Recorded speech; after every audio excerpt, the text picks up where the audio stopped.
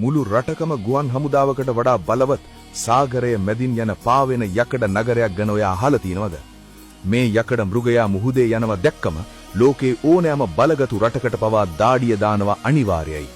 ලෝකේ සාගර කලාපේම Tamanගේ අනසකට යටත් කරගත්ත ඇමරිකානු නාවික හමුදාවේ අති දරුණුතම අවිය. මේ තමයි සාගරයේ අසම යක්ෂයා USS ඒබ්‍රහෑම් ලින්කන් න්‍යෂ්ටික යුද නෞකාව. මේක නිකම්ම නැවක් කියලා හිතන්න එපා. මේක අඩි 1092ක්. ඒ කියන්නේ මීටර් 332කට වඩා දිග, ටෝන් ලක්ෂයකට වඩා බර දැවැන්ත යකඩ කන්දක්. පාපන්දු පිඩි 3ක තරම් විශාල මේ නැවේ තට්ටු 20කට වඩා තියෙනවා. ලෝකේ තියෙන ලොකුම ගොඩනැගිල්ලක් අරගෙන මුහුදේ පාවෙන්න දැම්ම වගේ තමයි මේකේ සයිස් එක. හැබැයි මේ යකාගේ හදවත ගැන ඇහුවොත් ඔයාට පිස්සු හැදෙයි. මේකට ඩීසල් පෙට්‍රල් ගහන්න ඕනේ නැහැ. මේ දැවැන්තයා ඇතුලේ වැඩ කරන්නේ අති ප්‍රබල න්‍යෂ්ටික ප්‍රතික්‍රියාකාරක දෙකක්. ඒ කියන්නේ එකපාරක් ඉන්ධන පිරෙව්වම ආයේ අවුරුදු 25ක් යනකම් තෙල් ගහන්න ඕනෙම නැහැ. මේ ටොන් ලක්ෂයේ යකඩ ගොඩ පැයට කිලෝමීටර් 56කට වඩා වේගයෙන් මුහුදේ රළ ඉරාගෙන යන්නේ කිසිම තෙල් බිඳුවක් නැතුව. මේකට මුළු ලෝකේ වටේ උනත් නොනවත්වාම යන්න පුළුවන්. මේක ඇයි භයානකම අවිය වෙන්නේ?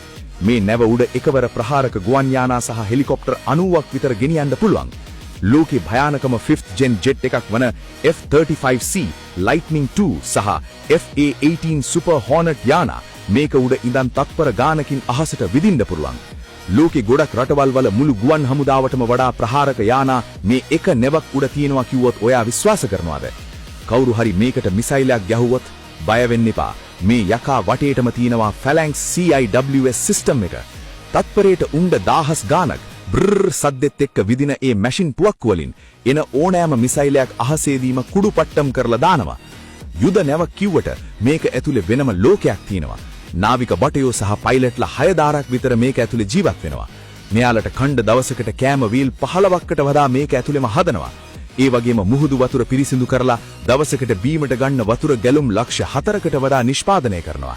මේක ඇතුලේ වෙනම රෝහලක්, ටැපල් කන්තෝරයක් සහ ටීවී ස්ටේෂන් එකක් පවා තියෙනවා. ඇමරිකාව ලෝකෙටම Tamanගේ පවර් එක පෙන්වන්න යවන ලොකුම තුරුම්පුවක් තමයි මේ USS ඒබ්‍රහෑම් ලින්කන් කියන්නේ. ඕනෑම මොහොතක ඕනෑම රටක සිතියමක් වෙනස් කරන්න මේ එක නැවකට පුළුවන්. ඉතින් කොල්ලනේ, සාගරයේම හොල්ලන මේ න්‍යෂ්ටික මෘගයා ගැන ඔයාලට හිතෙන්නේ මොකද්ද? මේ වගේ ලෝකේ තියෙන භයානකම යුද උපකරණ ගැන තව දැනගන්න ඕනේ නම් පල්ලෙහායින් කමෙන්ට් කරන්න. පේජ් එක ෆලෝ කරලා මේ යක්ෂ ගැම්ම ලංකාවටම පෙන්න ෂෙයා කරන්න.